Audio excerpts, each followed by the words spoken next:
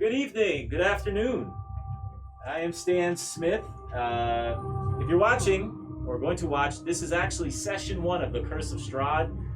We have a group of players that played in the previous campaign, which we're going to introduce in a little bit. So you're going to see how the game starts out. I've tweaked it and changed it just a tad to meet some of the previous campaigns this group has played. I do have another group that's playing as well. This is actually the fourth time I ran this campaign, and I just explained to this group here. First time I played, the whole group died at the beginning. Second time I ran this game, they made it up to Castle Ravenloft, and they died.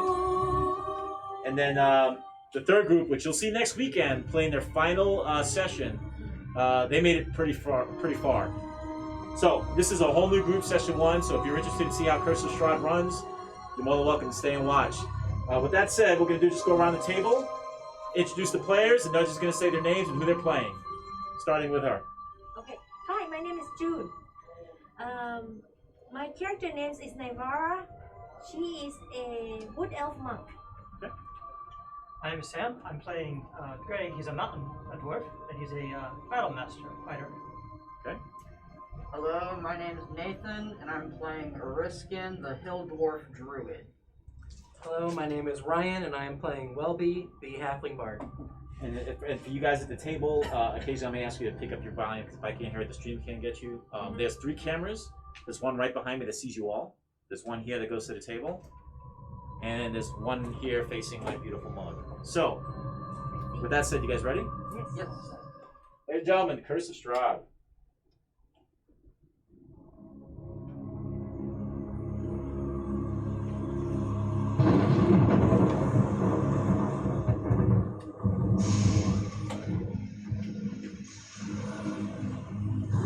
Just past midnight, under raging storm clouds, a lone figure stands silhouetted against the ancient walls of a dark castle.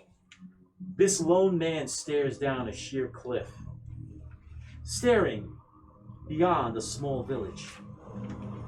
A cold, bitter wind spins dead leaves around this man, billowing his dark cape. Lightning spits the clouds overhead, casting stark bright white light across him and his castle.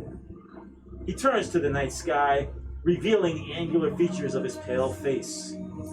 Handsome that he is, his face is contorted by a tragedy much darker than the night itself. Thunder pounds his castle spires. The wind's howling increases all around him as his gaze continues past the dead forest, past the mists, toward a small town just outside his kingdom. His face forms a twisted smile as his dark plan begins to unfold. Another lightning flash rips through the darkness, its thunder echoing through his castle towers. But the man is suddenly gone, for only maggots remain where he once stood. But fortunately for all of you, the story is not going to start in this dark land. Our story actually begins in a town called Elmwood, where villagers have all gathered together within a small town hall to discuss a threat of war which is coming to the countryside.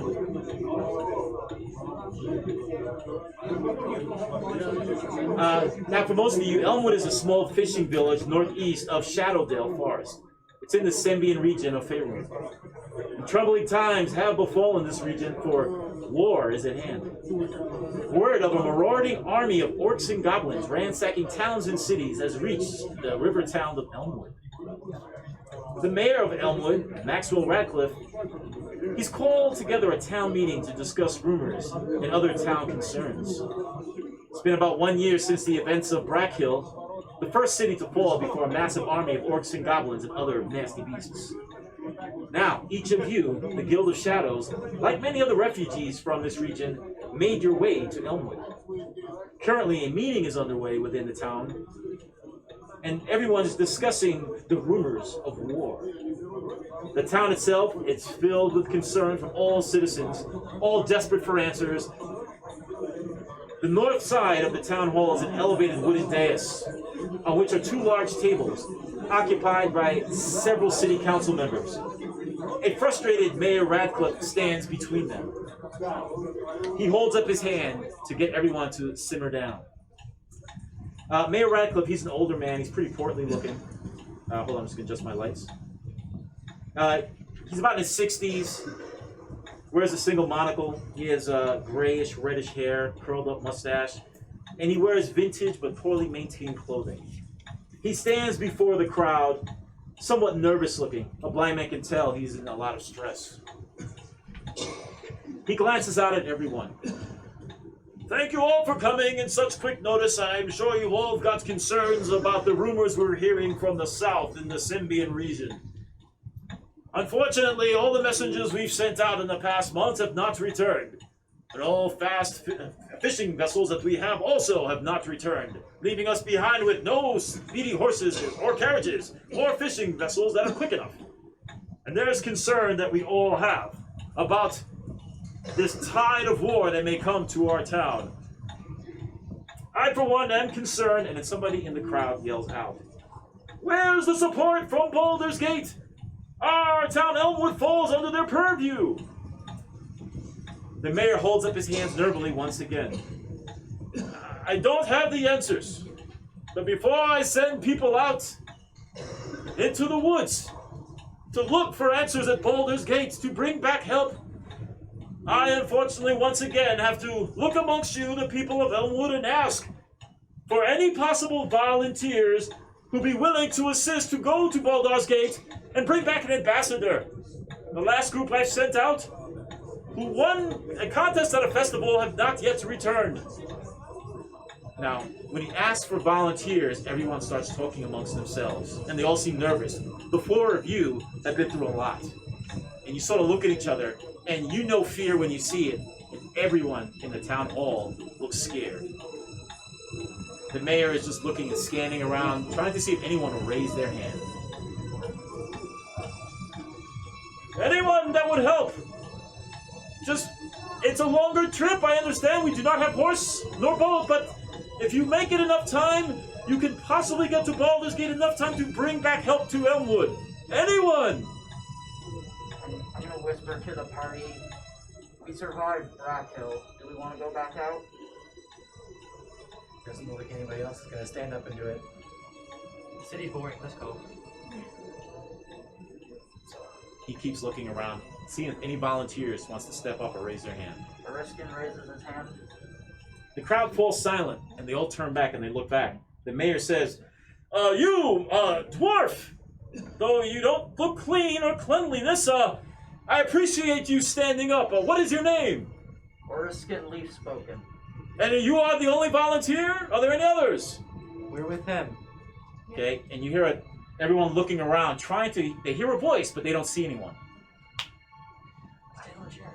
I'm going to stand on the chair. Welby stands on the chair. Welby is a halfling, and on top of this little halfling shoulder is a little gray squirrel monkey named Victor.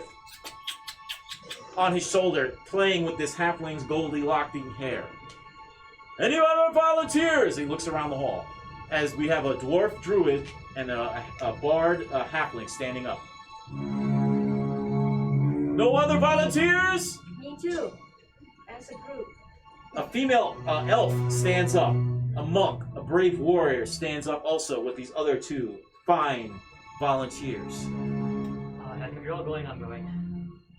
And finally, you see a large dwarf, a little larger than average, wearing beautiful shine armor with a horseshoe print indented in the middle of his chest, standing up as well. Several seconds go by, nobody else stands up. The mayor says, well, obviously you all know each other. Do you go by a name? We are the last remains of the Guild of Shadows. The crowd suddenly heard that name. You hear an audible "oh" throughout the crowd as your reputation goes beyond the borders of where you guys first came from. The mayor speaks one last time. We've heard of the Guild of Shadows, but what experience do you have from the south? I mean, can you handle yourselves in combat? I think if you've heard of us, that goes without saying. Anybody else gonna chime in? Okay. At that moment, the back doors of the town hall suddenly swing open. A hush falls about the crowd, framed by fading afternoon light in the doorway. An exotic-looking man with tan skin strides through the doorway into the town hall. His heavy footfalls and jingles of exotic jewelry shatter the silence of the town hall as the four of you stand looking at him.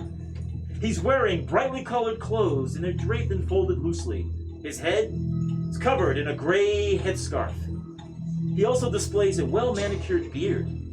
Without hesitation, he walks and strides through the town hall up the middle and stands before Mayor Radcliffe.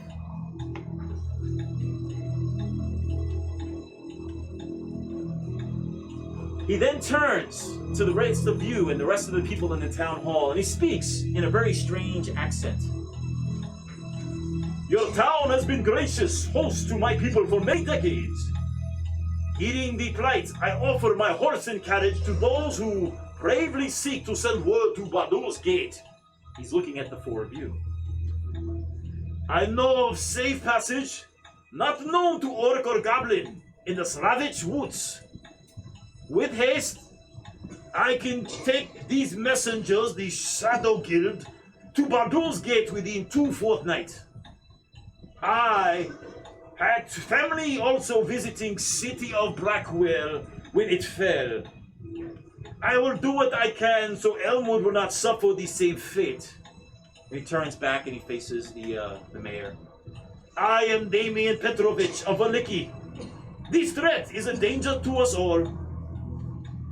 He takes his headscarf off his head, his long black hair shoulder length falls down, and he bows to the mayor, and he turns and he bows to each of you. The mayor looks over, that's great! We didn't know we had a horse and carriage in the village, but since we do, if you can make haste as you say, stranger, or Mr. Petrovich, that will be excellent! With the volunteers in the back, they're renowned, they're known as the Guild of Shadows. They will be a gracious guest to your carriage. So, the crowd in the town hall begins to chatter once again as a sort of amount of hope begins to rise. The mayor takes a piece of paper, writes a note in it, folds it, and gives it to Damian Petrovich. Damian puts his headscarf back on in his brightly colored clothes and walks in a beautiful stride towards the four of you. So, my fellow travelers, though we are strangers, I have a feeling we are going to be more acquainted than most. I am Damian Petrovich. He bows down, he picks his head up. Do you have names? He says. I am Welby Goodbarrel, sir. Nice to meet you. I am Oreskin Leesburg. I am Naivara Silosia. I'm Greg. You better be on the up and up. I am on the up and up, brave dwarf. And you all are skilled with the blades and the magic arts, are you not? Yes. Excellent. Then there'll be no problems. Come, we will go outside where I'll take you to my carriage, and we will make haste to Baldur's Gate. He bows again, he turns, and he walks out, leaving the four of you there. What would you guys like to do? Do we want to get more information, or do we want to just head out? I don't think any of these folks have any facts to go off of. Well, we can ask the mayor if he knows anything about it, or if he's heard about him at all, even if he seems surprised that he came up and spoke. So I'd like to ask the mayor if he has ever heard of this person. All right. As you walk up to the front, the mayor's eyes fall upon you, and standing behind him are the four councilmen that were at the dais. He looks down at you. Fellow dwarf, how may I help you? I want to know from any of you if you've ever heard of this Damian Petrovich. I've not heard of Damian Petrovich before, my good dwarf. However, I've seen his kind before come and go in our village. Very odd-looking folk, very gypsy-like. But at this juncture, we need word to go to Baldur's Gate immediately. And if he has the only horse and carriage, he is our only hope, as all of you are as well. And based on what he says, he seems somewhat believable. I've seen his people around these parts, and I'm sure they were in Brackhill when it fell. Is there anything you can offer our group for help getting to Baldur's Gate? Just Prayers from myself. And he sort of lowers his head and comes up. Very well. We shall be on our way. Everybody ready to go out? Okay, so we're going to set up a little piece here. Let's take your figures off.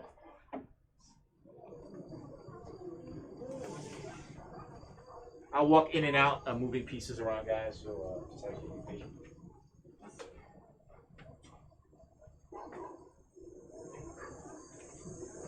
Stepping outside after the meeting, now it's early evening, and each of you meet Mayor Radcliffe, and he's standing at the town's main portcullis, leading out into the outskirts of Elmwood Forest.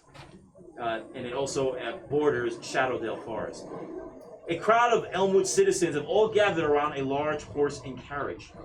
At the top of the carriage are several wooden crates and barrels, all of them well tied down.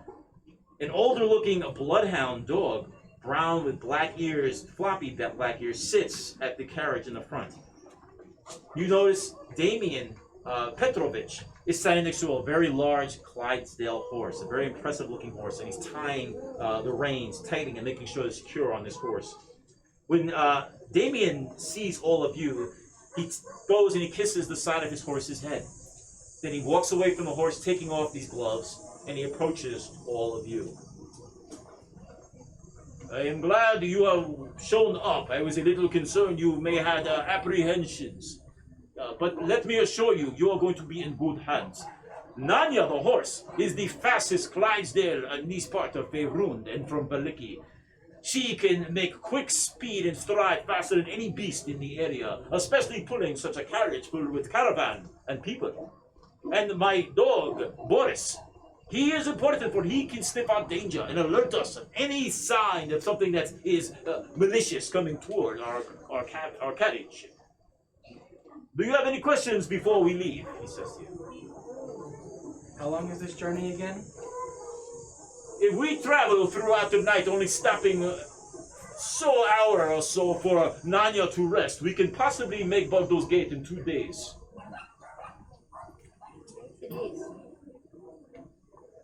He goes over to the carriage door, he grabs the handle, and he opens it up, and he steps back. Since time is of the essence and you have no further questions, please. And he steps back and he points to inside the carriage. And from where you're at outside, inside, you see the carriage, you see a lantern that is lit, and hanging from a chain in the ceiling, just rocking back and forth inside. There are curtains beyond that blocking the windows on the inside as well. The mayor steps up to all of you. The town and everyone is praying for your success. We will be awaiting, so please bring back an ambassador so we must discuss the concerns of what is happening to the south of Elmwood. We will do that. I'm on in. All right. We'll make haste. Okay. Now, the carriage itself, it appears larger on in the inside than it does on the outside. There are 2 cushioned benches that span the width of the interior, and they face each other. As each of you go in, so now there's 2 and 2, and you guys look right at each other. There are storage compartments underneath the benches where you sit. Taking a peek, you see there are dried berries, there's random nuts. There is actually several deerskin flasks of wine that have been branded with the name The Wizard of Wines. There are thick blue cloth curtains that cover all the windows in the carriage. The door closes as Damien steps to the front. The carriage rocks a little bit towards the front as he gets on it. The carriage begins to rock as the horse begins to go.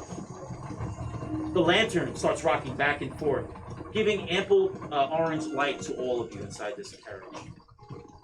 Though it appears somewhat cramped, the calm lighting and the pleasant smell and aroma of berries and wines makes it a little more comfortable in these tight quarters.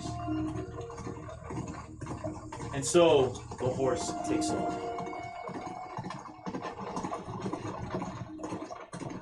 Any conversation that you'll have. Now, by the way, inside where you're at, the curtains are on both sides. There was a curtain on the door when you first walked in. There's curtains for the windows to your left. If you pull it back, you can look outside, but it is rather comfortable in here.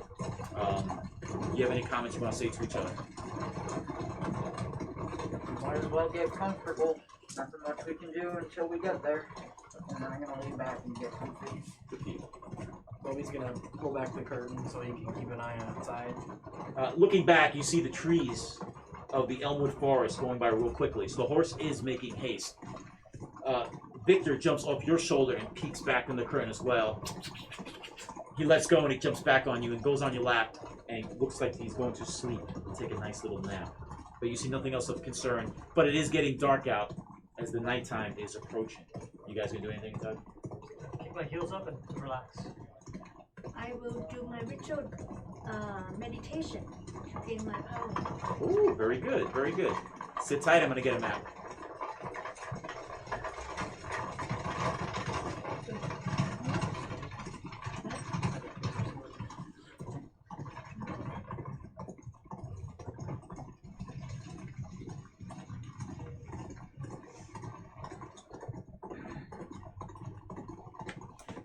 Okay.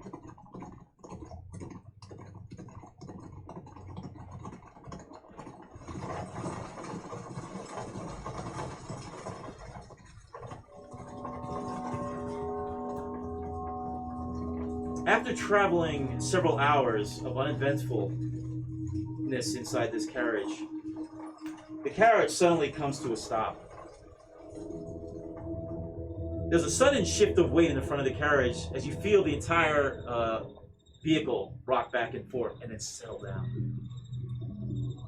You each begin to notice a very faint, clear mist from the outside slowly creeping in through the cracks of the carriage door around your feet.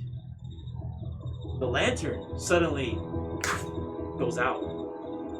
It's dark inside the carriage. The carriage once again shakes violently to the front and then settles again. Nothing else happens as the four of you sit in darkness with very faint light coming from the moonlight through the sides of the curtains. I'm gonna tap on the bat behind me. Hey, what's going on out there? Nothing. You guys hear nothing. The mist continues to slowly fill up the cabin. Doesn't go beyond your knees. I'm gonna reach over and try to open the door. You reach open the door, it opens up. You notice there's a thick fog that hangs in the air, turning all the trees around you into gray ghosts. The trees' needle-covered arms, as you look up, interlock above your heads, blocking out the moonlight. You notice a shroud of mist covers the ground, and it begins to move almost like a snake throughout the dirt road that you're on.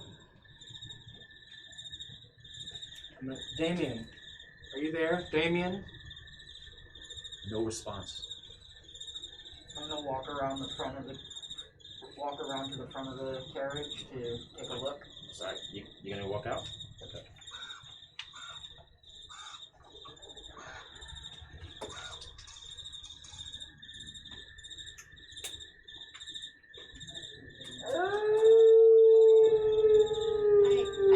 I said it. I grab my quarterstaff and then I will go with.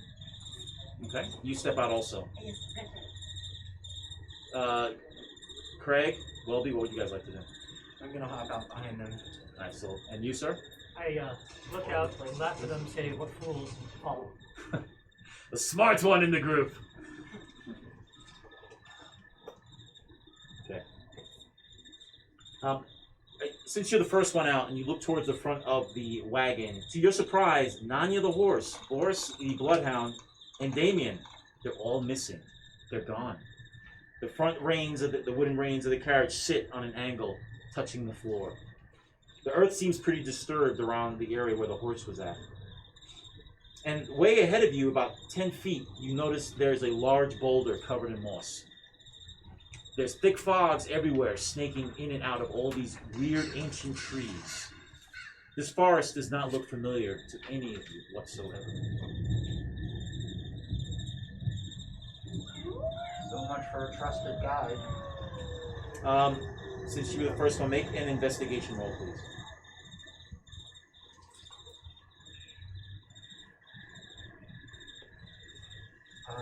14. You notice that the reins have been torn and there are claw marks all over the wood parts of the ring as well. And you appear to see what looks like fresh blood all around the bottom of where the reins are at. You notice that there are also large animal prints in the ground. Make a nature check, please, or intelligence. You get advantage because you're a druid, I'll give you that. Okay. 16. Excellent. Two things you notice. The prints in the ground are very large wolves, larger than any wolves you've seen before. What would you like to do? I'm gonna reach back into the carriage and grab a wineskin and some of the berries. Okay. Looks like we're gonna be on foot for a while. Please write that in your inventory. There were 3 wineskins.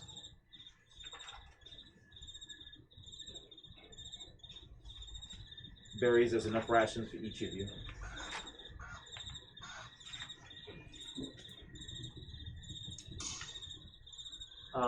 What would you like to do, sir? Can I search the wagon for anything like torches or materials to light a torch? Let's make an inspection roll, please. 18. Investigation, my bad. 18, yeah.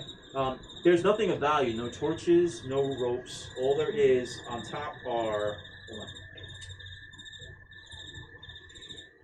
you look in the wooden crates, there are blankets and wheat and sort of fishing tools from Elmwood, since it's a fishing village. And a lot of them, but that's it. You're assuming that Damien was taking these back to his hometown. But you see no other torches or weapons or anything like that. The carriage, is it canvas top or is it wood top? It's a wood and canvas top. Wood frame canvas. But Oh, to tear a piece off. That's what I was thinking, lightable, the canvas. okay. Yeah, you could tear it off. Yeah, I'd like to do that, and if I can get it on fire, I wouldn't mind. You have a tinder box, or I do. I'm pretty sure I do. there's no roll for that. I'll let you light that up. Just a second, make sure I do.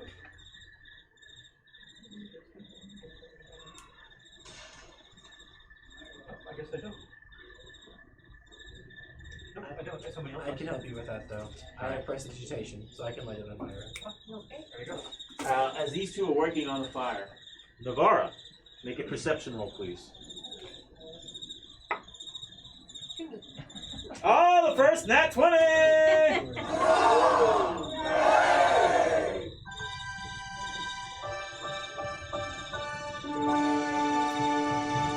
Standing on this dark road that has a light glow to it from the little bits of moon that come through the top of the trees, you look back from whence you came and you notice the fog is slowly pushing forward. And it seems thicker than the fogs around the trees and then up ahead. You notice the fog begins to touch the backside of the carriage. The paint slowly starts to peel, wither, and almost appear to get older, and the wheels start to shake as the fog is slowly moving towards you guys.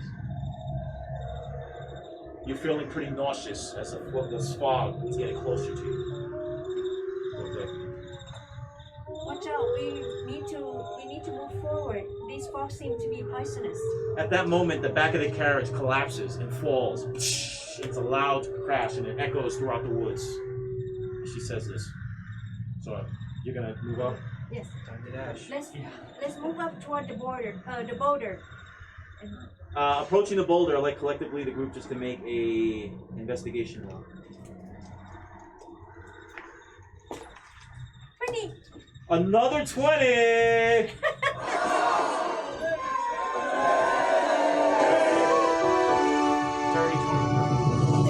Excellent. What'd you get? I got a 7. Yeah, he's back. I love it. I got an 11. That 10 or higher was the number you guys needed. To you, it looks like a boulder with moss, but as you guys are slowly moving forward, you immediately notice that this is not just a giant boulder, it is a sculpture of a warrior's head, of a knight, covered in moss, very ancient and old. It's just kind of odd, though, in this part of the woods, you didn't hear any rumors in the town of Elmwood about a large boulder that's been sitting out here, and this thing looks like it's been out here for decades. Can I do a history check to see if I recognize the warrior? Yes, go ahead. History. That's a nat 1. Oh, the first nat 1! You know, he just looks like a head of a giant sculpture of a head of a warrior, a soldier. You have no idea what it makes. The fog at this juncture. Let's move everybody up to there, please.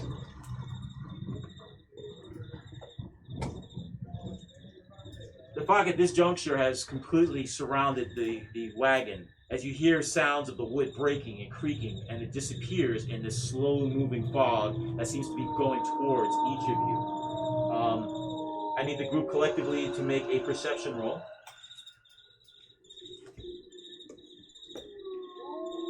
14. Anybody got 12 or higher? 19.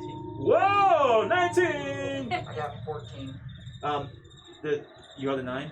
10. 10? Yeah, okay, 12. And you have the 1. 14. So 12 or higher. Okay. 1, 2, 3, and you're 10. The three of you notice, high up in the trees, a very large raven, watching about 30 feet up. It catches your attention because the eyes are almost blood red, almost a glowing blood red, and his head contorts and twists as it watches all of you. Can I take a pop shot at it with my longbow? Go ahead. Hold on. Before you do this, I would like to cast Speak with Animals. Are we ready for a kill? He ran away. I rolled a 17 right now. Roll a 20-sided die as initiative, sir.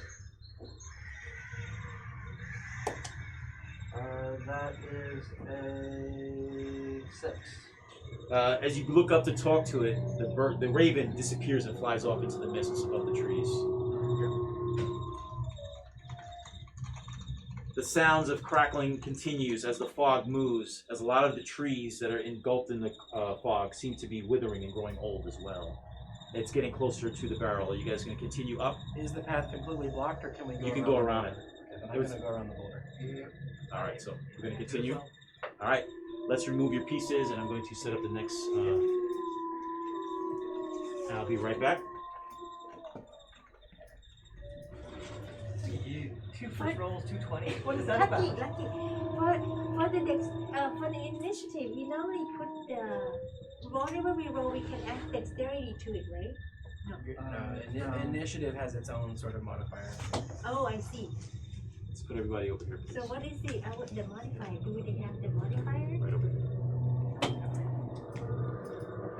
Yeah.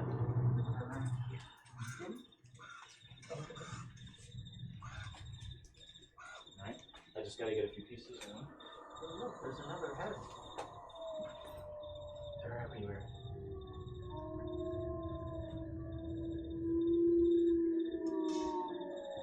I just saw one. You have like a special book. Yeah. Oh, yeah. Oh my god. Yeah, I did a Didn't see Kickstarter. that. I did a Kickstarter, so it's got like all your stuff for your character, but you can put like notes and stuff. I started to copy over some of the stuff for Welby, I just hadn't finished it. So as you guys advance through this dirt path in this dark wooded area, the tops of the trees on both sides of the road are lost in heavy gray mist. Moonlight tries to push past the mist, but all that is observed is a dreary gray light from the moon.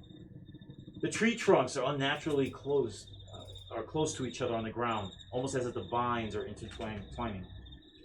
And the woods have a silence of a forgotten grave all around you. As the wind shifts upwind, you catch the scent of something most foul. Let's make a nature check. Anybody who gets 15 or higher, speak up. Do I get advantage for the druid or 21. Oh shit, nice. Do we have to add anything to it? You're not gonna make Oh a roll my. anyway, so. I know, right? Chain, that I Yeah, it's chain 12. 2. What did you get, little man? I got 5. Oh, you're the only one that picks up the smell. To you, it's a smell of death, of rotting flesh, and disturbed wet earth. Fresh, disturbed earth. The rest of you guys cannot put your nose, and there's just a foul scent going on. Victor is still on you, and he starts to shake on your shoulder, and you know that familiar shake means he's scared, and maybe he's picking on something that's coming, or is going to happen. It smells like death and dirt. Well, it's never stopped us before. Should we push forward? I don't think we have a choice.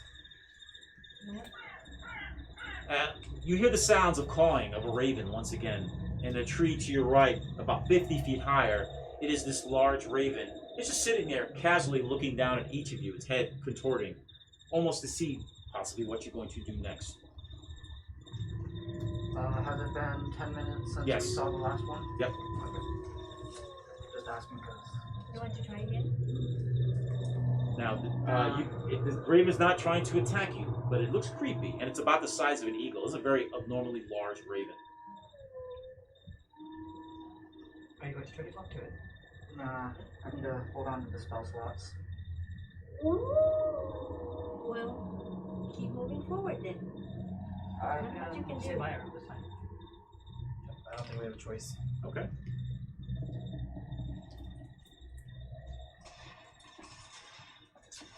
The fog continues to spill out throughout this forest, swallowing up the road behind you.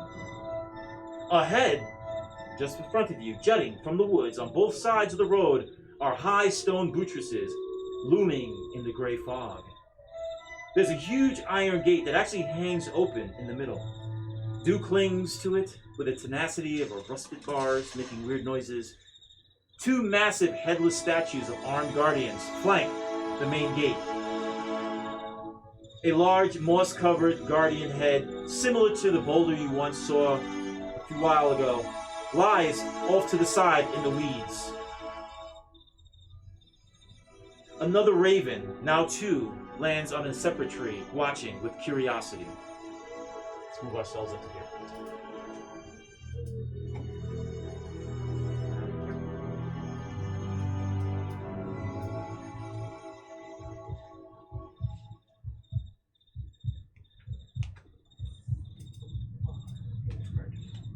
Upon approaching the stone guardians, you're met with a flash of lightning. It temporarily illuminates what appears to be a very large, obese man on his knees, his back to you, and he's right near the open main gates. Though he appears to be preoccupied with something on the ground, he hasn't taken notice of any of you yet. The foul scent of decay is much stronger now, coming from the gate or beyond the gate. Unseen ravens in the trees start popping up everywhere and squawking, making lots and lots of noise. The fog behind you slowly is moving upward, filling up this area. The ravens are upset. This man is over there to his back to you. What would you guys like to do? Do we see him like moving or fiddling with anything, or is he still? You're squinting, trying to make out from where you're at. Make a perception roll, please. This is 10 or higher.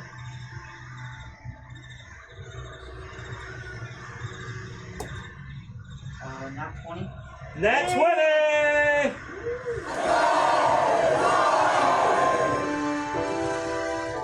Yes, 3 nat 20s. Woof, not good.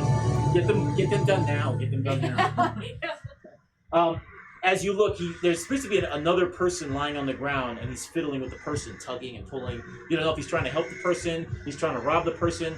From where you're at, no one can really see, but because of that high roll, you can actually see there's another person lying on the ground. Can't tell if the person's awake, sleeping, or whatever, unless you move forward. So you guys decide what you want to do. I think we could call out to him from here, not get too close. I wouldn't mind trying to sneak up on him. Use one of my blades to make him stop what he's doing. Okay. I'm gonna wait in the shadows. I'm gonna try and stealth over here by the trees. You said that the Passive perception is.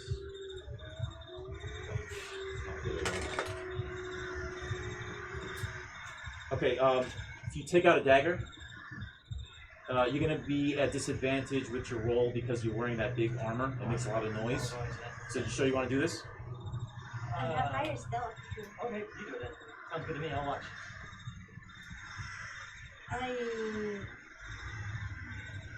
Okay, let's try. I'm gonna use my stealth, getting up to him Okay. with my short sword. You take out your short sword and you slowly start moving forward. The ravens fall quiet and they all watch with anticipation to see what you're doing. You get to the point where you're standing behind this massive man. There's a foul smell coming from him, and he's actively working on the body beneath him. You're going to immediately put the knife to his neck, or you're going to walk around and say hello? What would you like to do? I'm going going to put the knife kind of to his neck and then ask him, what are you doing here? As you go forward with the knife, I want you to make an. Let's make let's do a medicine check, please. You notice there are marks on his body that are kind of odd. 619. That's perfect. He has a nasty gash on the back of his neck, and you see maggots moving around in it. He makes a weird noise. And to your horror, you see a hand in his mouth as he's gnawing on it, pulling at the body, eating this hand. He doesn't notice you yet. The rest of you guys just see Navarra sort of stop in her tracks with this sword.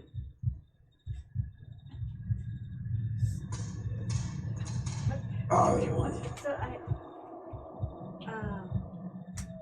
what do we want to do? Kill it? Stop. What- Well, no. Want to If kill? you're gonna, are No, you no, saying no, that sorry. out loud, or because right now you're away from them? Right, we don't No, so, no. Let's put her over there. You're away, Anson. I'm gonna win. You're right behind him. He's too preoccupied because you snuck up. I'm not gonna make you make that roll because he is preoccupied. I'm gonna put you like right Yeah. here. I feel like Okay, I'm gonna actually put the knife behind him, like by the neck area over here. So like you're reaching around him. Yeah, and then stop what you're doing. I have a question for you.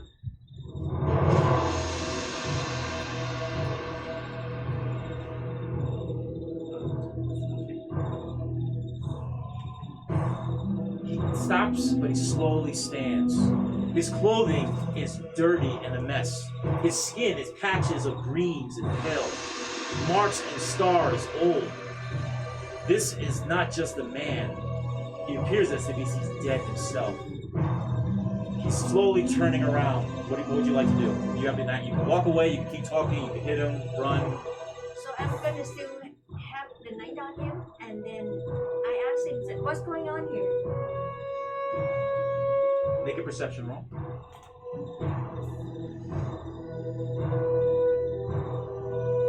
Perception. Do we add anything? I forgot. Perception. Perception is or wisdom. Wisdom. 15. Oh, excellent. He turns completely around and faces you. His mouth, his maw is open.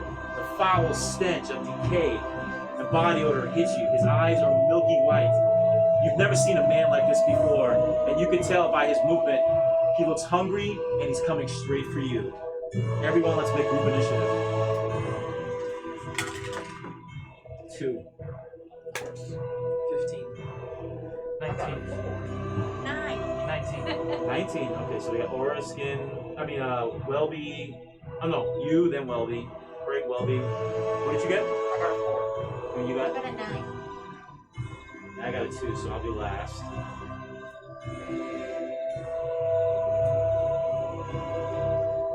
Craig, you see this man just turn and facing her, and you almost see her get startled for the first time, and you've never seen Navarra get startled before. I waste no time. I use my longbow. Take a shot at him. Go for it. I'll get 11. Oh, wait. And it's a hit! What do you know? Okay. 1d8 plus 3. A 5. Could be a hit. And it smack dabs into his chest. Good shot. You hear the thunk. While he was doing that, I jumped back. Okay. Let's see. Okay. Anything else? Any movement you're gonna do, or? No, I'm fine where I am with my longbow. Okay. So I step back a bit. Next up is Welby. That's What would you like to do? about 10. I'm going to go up and make an attack. Okay. Or try.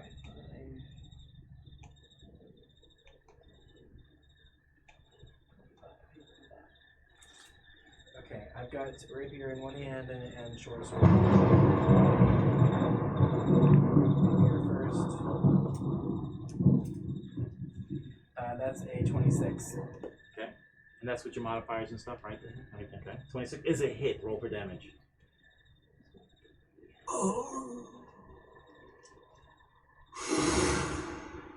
That is going to be 9 points of damage. Ooh. Very nice. Yeah. And then He's bloodied very badly. with my short sword, No modifiers. This is your offhand. Oh, that's a hit. that's Roll gonna for be damage. 1d6.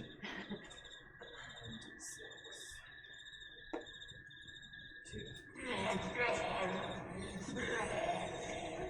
He is very badly injured. Like a little tornado, you slice and dice. And based on your experience, this man appears to be a man who's going to go down real soon. Navarre, you're up.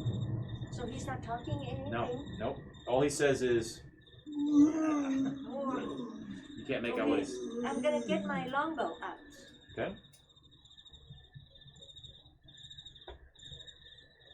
Eight What's your, you have the advantage on your attack? plus what? Well, that's a hit. He has a low armor class. It's like me, it's +5 on mine. Oh yes, plus 6. Yep, that's a hit. 14. Oh, and then that one.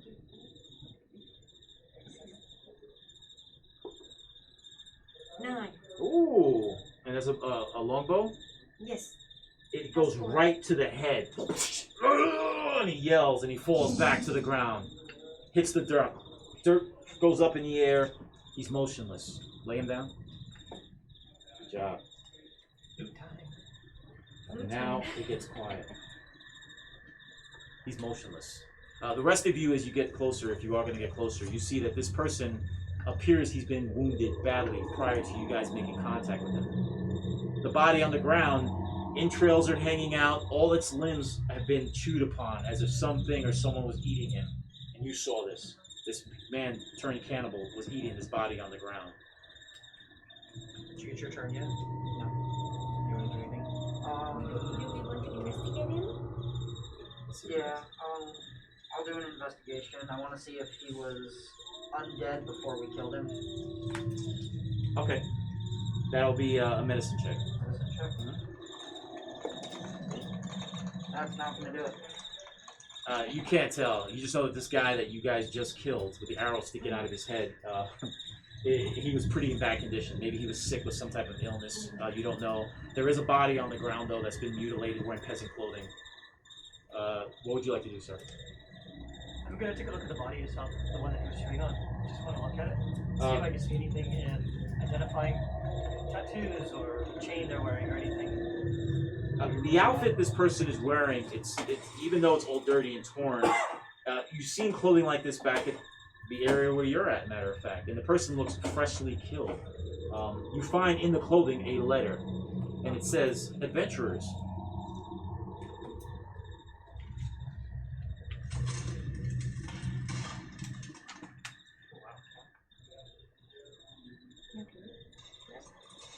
Am I allowed to read it? Yeah, nice and loud. Okay. Hail to thee, the mighty and valor. I, the... It's like... Can't read it. Burgomaster? Burgomaster, yeah. That means like that's like a mayor. Ah, okay. Of Bavaria, send you honor and despair.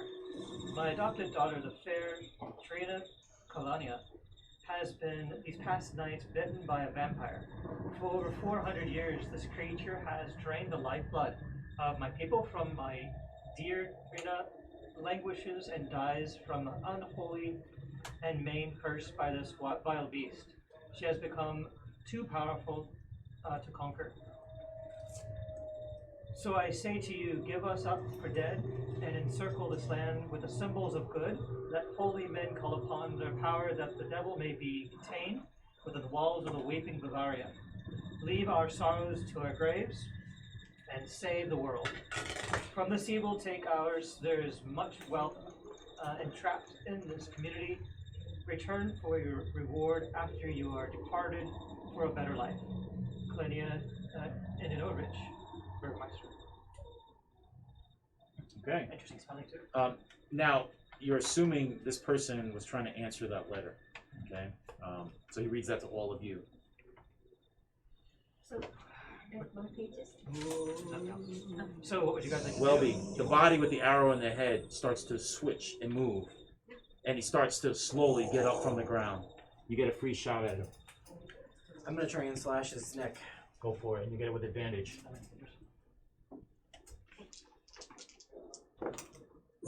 Nat 20. Nat 20!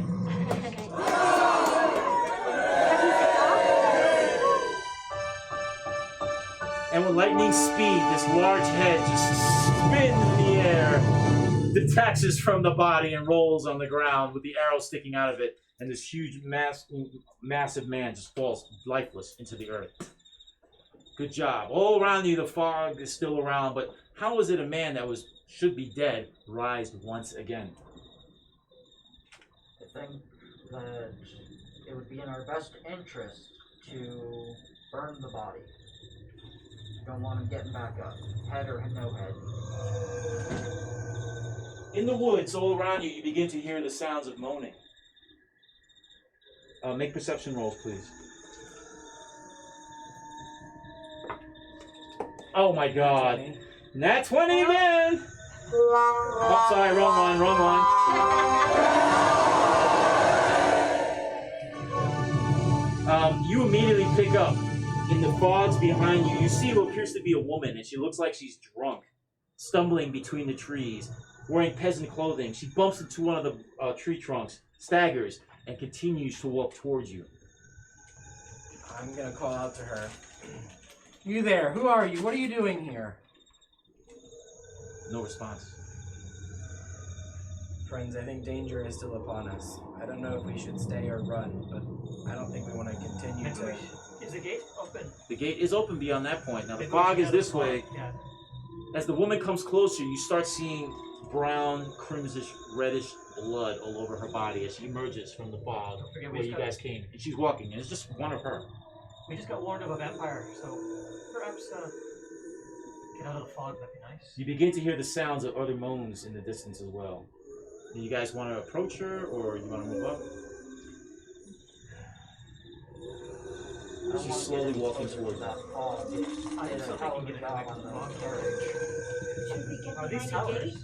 They're towers, yep. Can we get into the tower? Go up there? Looks like From we- where you're at, you can't see that there's an opening. You have to go through the gates. I'd like to go through the gates and kind of investigate what I see. Do I see any openings, any doors? Alright, put your guy through the gate. Make an perception roll. 17. There are doorways that are open. The doors lay in the ground covered in weeds, splintered. They're on the ground. Yep. I'll take the doorway closer to me and see if I can open it. Okay, they're both doors are off. They're on the ground covered, so you can just walk in. Just walk in. And it's a tower that goes up about 20 feet high. I still have the torch, right? Yeah. I'd like to take a peek in. Just go up to the doorway, the sill, and look through the sill. You see a curved stairwell going straight up, made of stone. There's weeds going through every single crack, and it goes up to a trapdoor. Can my mate see what I'm doing? No. Well, what would you like to do? You went. So. Oh, I see. Sorry, guys. Yeah. I just follow him in the gate, in through the gate. I'm going to do the same. I'm going to pass beyond the gate as well. We all I'm going to have pass been beyond to the gate as well. You, sir. You see 3 more figures coming through the fog, and in the distance, you hear a lot more. I think we should go into the tower, close the door, and see what's behind the doors. Just get out of the environment. Can we see if there's a way to lower the gate? No, the gate is all rusted, closed. The only way is either to go back that way into an unknown area in the woods, or to come back and talk to these people. So we can't close the door behind us. It's a giant gate. Yeah, I don't think they're conversationalists. Or do we want to scale up the tower and wait for them to pass? That was what I was asking him about. If we could do that, that's why I wanted to open the door. Oh wow, that's a lot. Alright, so That's all they have? They are there now? they're all coming out. From where you guys are at, you can see the fog and you see the shadows emerging from the fog. No. So no, we're going gauging that if we can hold the fort, get up to the tower, and then Now, there's no doors on the tower. Both doors at the bottom of those towers are gone. They're on the ground, splintered, covered in wood. So they're openings. They're doorways, basically. And there's stairs that go up to the towers with trap doors. Yes. I was just gonna remind the party that there are trapdoors. We could try and barricade those so they can't get up. And that's kind of where I was going. That's a stairwell up. They have to filter into the stairwell. If we have to attack, that's a great way to go at them. Because they can probably come up one at a time. I think they're going to overwhelm us. We might need to just get out of here. Well, we don't know what's here. We can always jump if we have to. It'll take them time to come back down and come after us. So I'm going to give you guys 2 more rounds to make a decision before this mob grows and it comes even closer. We don't know what's here, and there could be more of that here. And then we get smushed. whatever we're gonna do, let's do it. So if we're gonna go up and defend, let's go up and At least if defend. we go and defend, it's a narrow passageway, so they have to come up like one at a time. Alright, let's do it. We're So, gonna, but we have like the two sides, though, right? Yeah, we can split half on this side, half on that side. Welby, Victor is pulling you on your ankle, rather, pointing towards the road that way. I'm not sure that this is a great idea, guys. Well, has Victor been good before? He's Every time. every time, He's very predictable. Well, then let's listen. let's listen to Victor. Is there a pathway that you see? This pathway keeps going that way, over to that direction. But there are giant stone walls going up into the as far as you can see into the clouds of the mist. We can hear back here, right? What's like the sounds? Can Yeah. we hear anything from this direction? Make a perception roll with disadvantage. Number is 12 or higher. Perception. I got 12. With disadvantage. Oh, what's oh, Roll again. 15. Very good. You don't hear the chorus of moans and aches and pains coming from this side of this wall. On that side, you don't hear that. Let's go. Go fast then. Everybody run. Let's go. Yeah. Nobody wants to talk to them. Maybe it was a misunderstanding. No. All right. We found one, they don't talk. We didn't talk. All right. You guys start hauling butt, and as you go, the mob, the sounds get quieter and quieter. Fade. So at this juncture, as you guys head away from these giant ancient walls, heading into the woods, we're gonna take a quick break. I have to set up a big piece, so it'll probably take about 10 minutes or so. So if you guys can compose yourselves, go next door, get some food, step outside. Anybody watching on Twitch, it'll be a little bit while I set this next big piece up. So we'll be right back. Anybody? Good, thanks.